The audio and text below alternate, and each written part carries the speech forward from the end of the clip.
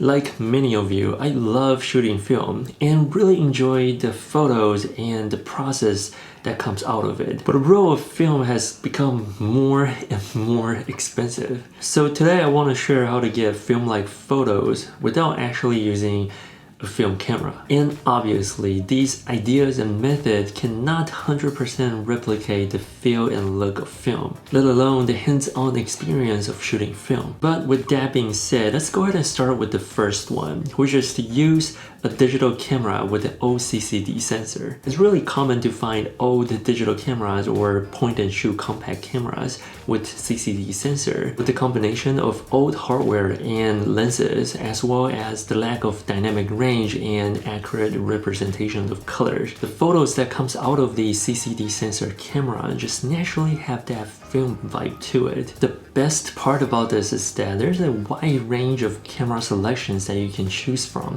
without having to spend a fortune on them. Personally, I've been playing around with the Leica Celux 2, which is not exactly an actual Leica. However, it is still more than the usual old digital camera that we're talking about today. You can find the Leica Celux 2 from 150 to around like 200. It's basically a rebadged Panasonic Lumix digital camera. But I would say most of the CCD sensor camera that you'll find, especially these kind of like compact point and shoot camera, price range is around like 30 bucks to like perhaps like 80 bucks. And the overall shooting experience is very interesting. Usually they are more vivid and vibrant with a very soft look to the image. It's a compact camera, so I keep it in my pocket everywhere I go. It does take a little bit more time to turn on, and everything about this camera, it's slow and obviously doesn't perform that well in low light situations. However, there is a built-in flash, which makes the photo look even older. This camera was made in 2007 with 7.2 megapixels, and it renders great images with that natural soft highlights and that blooming effect. But I wouldn't say that the blooming effect or the soft, dreamy kind of look is the main characteristic of a film look. Plus, this effect can be achieved with either using a filter or you can edit the photo in post, which we'll talk more about later in this video. The next one is Fujifilm cameras. Not only they have lots of film simulation built inside their cameras, but the design of their camera is also very film camera-like, especially with all the tactile control dials that it provides, as well as the ergonomics of the camera itself.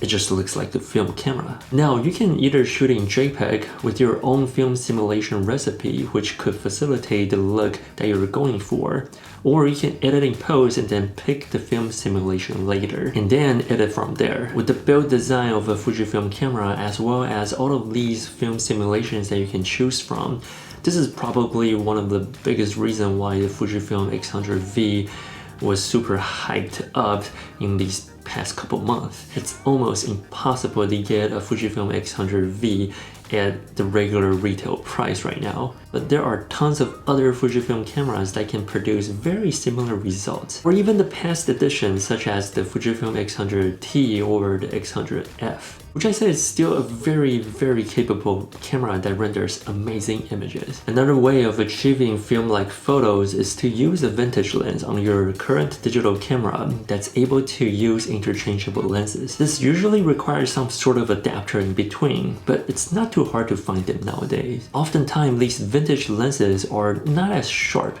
with less coating on them, and that usually adds a bit of age and personality to looks of your photos. And plus, there are tons of vintage lenses to choose from without having to break the bank. Most of the time, you can find these vintage lenses individually, or you could also buy it with the actual film camera itself, kind of like a used bundle, if you will. I actually got the Pentax film camera along with the 50 Asahi Auto. No, it's not auto. I think that one is Super Takumar. It's a 50mm lens with f1.4. It's a great film camera combo that I really enjoy using. And from the looks of it, Pentax is going back to make more film cameras now, which is also something that I'm excited about, except my wallet. However, something you do want to keep in mind is that because these vintage lenses are from like the 70s or even the 50s, you'll have to use manual focus while taking photos with them. And with the current technology in cameras right now, using manual focus, it's easier than ever before. You'll most likely have to try out different manual focus assist that's available on your camera. And once you're able to incorporate that into your workflow, it's really easy to shoot with manual focus. Or you can also use the distance scale on most of the vintage lenses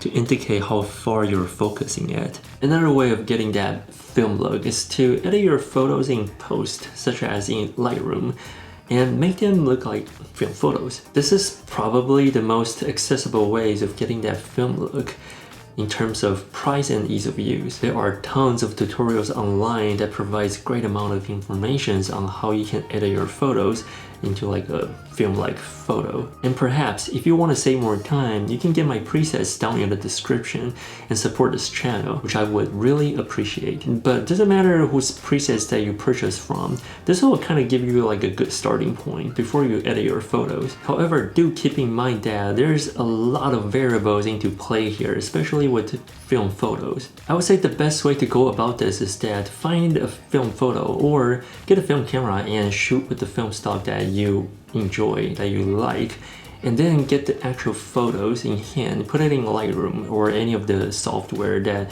you prefer, and put the photos side by side and start editing from there, or just play around with the colors. I say this might be the best way to achieve the film look that you're looking for with your digital photos. Just put them side by side and experiment the process. Now, last but not least, like I mentioned earlier in the video, you can also use a diffusion filter that will create this halation effect around the highlights. It certainly helps with achieving that softer highlights and blooming effect. But I wouldn't say that using the filter will give you that film-like photo. Plus, you can also sort of achieve this blooming effect or dreamy look in post without using a filter. A couple of tricks that you can use is to use mask. Basically, you can mask the area of where the light source is coming from. I usually like to use the brush or the radial filter or any of the masking tools that make sense for your photos. From here, I'll decrease the clarity and the contrast. And you can also adjust this to the whole photo if you wish. Obviously, there are a lot more that can be done to this photo, and -30 on clarity might be a bit too extreme here, but here's the before and after. Now that's just a basic idea on how you can achieve that, but if you combine everything we talked about in this video, use maybe like a Fujifilm camera and have a vintage lens attached to it, you can definitely come out with some pretty good looking film-like photos. And on top of that, you can also utilize the film simulation that's built inside the Fujifilm cameras. Or perhaps you can get a camera with CCD sensor which already generate these vintage looking kind of photos. Either way, definitely give them a try and play around with them. I'm sure you'll find a combination that suits your shooting style. If you like videos like this, definitely check out this video next. With that being said, thank you so much for watching, and I'll see you guys in the next one.